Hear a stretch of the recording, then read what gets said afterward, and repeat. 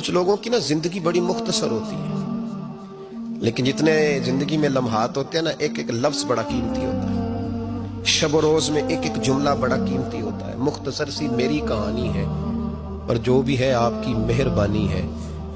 فرماتے ہیں کہ میرے والد بچپن میں انتقال کر گئے، مجھے چچا نے پالا تھا۔ اللہ نے میرے اوپر رحم کیا اور میں رسول اللہ کا غلام بن گیا۔ چچا اسلام کا بڑا دشمن تھا، تو مجھے نبی پاک صلی اللہ علیہ وسلم کا نام سننا معاذ اللہ جلال میں آ جاتا تھا سنتے ہی، لیکن مجھ سے رہا نہیں جاتا تھا۔ اب میں کیا کروں؟ میرا روز دل کرتا تھا مدینے جانے کو، روز۔ میری ماں میرے درد سے آشنا تھی۔ ایک دن میں تڑپ اٹھا، میں نے کہا اماں مجھے پتا ہے تو نے میری خاطر نکاح نہیں کیا، لیکن اماں میرا اب دل نہیں لگتا، چچا جانے نہیں دیتا۔ اماں کہنے لگی بیٹے جا، میری طرف سے اجازت ہے۔ کہتے میں جا کے چچا کے سامنے کھڑا ہوں، چچا میں نے جانا ہے۔ کہاں؟ پتہ اسے تھا مسلمان ہے۔ کہاں جائے گا؟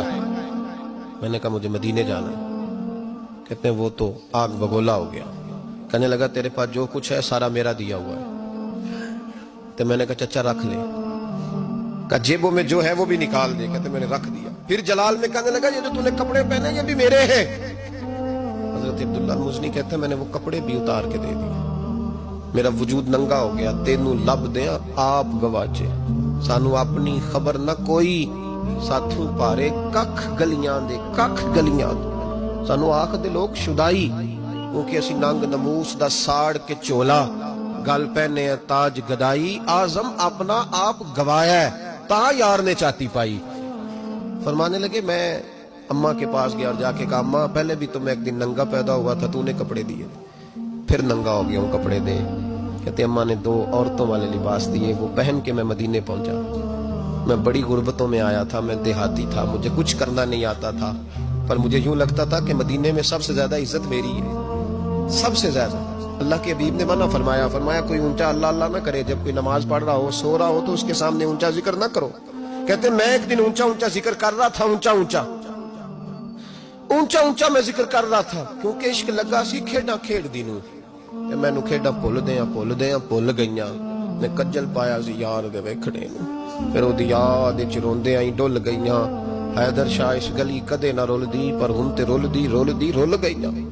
کہتے میں اونچا ذکر کر رہا تھا تو حضرت عمر فاروق رضی اللہ تعالیٰ نے ڈانٹ دیا، فرمایا تجھے نہیں پتا حضور نے منع کیا؟ تو عمر نے ڈانٹا تو میں چھپ کے بیٹھ گیا کونے میں۔ حضور آئے نا نماز پڑھانے تو محبوب نے پتہ کیا وہ عبداللہ کدھر ہے؟ کہتے میں کونے میں تھا۔ حضور نے فرمایا کیا ہوا؟ تو میں رو پڑا، میری عزت بڑی تھی نا مدینے میں، کبھی کسی نے کچھ نہیں کہا تھا۔ نبی کریم نے فرمایا کیا ہوا؟ عرض کی حضور کچھ نہیں۔ پھر بھی بتاؤ؟ کہتے میں رو پڑا، میں نے کہا یا رسول اللہ میری غلطی تھی تو سیدنا فاروق اعظم نے ڈانٹ دیا ہے۔ فرمایا ہوا کیا؟ یا رسول اللہ میں اونچا ذکر کر رہا تھا، اور بات بھی ٹھیک ہے، کچھ لوگ قریب نماز پڑھ رہے تھے، حضرت عمر نے منع کیا۔ نبی کریم علیہ السلام نے فرمایا بلاؤ نہ ذرا عمر کو، خود قانون حضور نے بنایا ہے کہ اونچا ذکر نہ کرے جب کوئی نماز پڑھ رہا، بلاؤ نا عمر کو۔ جناب عمر آئے تو حضور نے فرمایا عمر میرے عبداللہ کو کوئی نہ ڈانٹے، کسی ان پڑھ سے، کسی دیہاتی سے، کسی بھولے سے، انداز دیکھے حضور کا، اسے کوئی نہ ڈانٹے۔ پھر حضور نے فرمایا تمہیں پتہ ہے یہ میرے لیے کتنی تکلیفیں برداشت کر کے آیا؟ صحابہ فرماتے ہیں یہ خوش نصیب ہے جس کی روح بھی محبوب کے ہاتھوں میں نکلی۔ اور جب جنازہ اٹھا تو حضور کی داڑھی سے ہم نے آنسوؤں کے قطرے ٹپکتے دیکھے۔ مدینے میں رواج تھا کہ قبر میں قریبی عزیز اتارا کرتے تھے، پر ان کا تو مدینے میں رشتہ دار ہی کوئی نہیں تھا۔ حضرت عمر فاروق اور جناب ابو بکر صدیق کہنے لگے ہم قبر میں اتارتے ہیں۔ جب ان دونوں نے اٹھایا قبر میں گئے تو کہتے ہیں کمال دیکھو اللہ کے رسول ہم دونوں سے پہلے قبر میں اتر گئے، اور حضور نے یہ البدایہ والنہایہ میں موجود ہے، کہا مجھے دو میں قبر میں اتارتا ہوں۔ کہتے ہیں حضور نے تنے تنہا پکڑا، تنے تنہا قبر میں اتارا، پسے مردن فرشتوں نے جو تلاشی لی تو کیا نکلا؟ فقط ایک دل کے گوشے سے خیال مصطفیٰ نکلا۔ نبی کریم علیہ السلام نے قبر میں رکھا اور ساتھ فرمایا اے اللہ میں آج شام تک اس سے راضی تھا، تو بھی اپنے کرم سے اس سے راضی ہو۔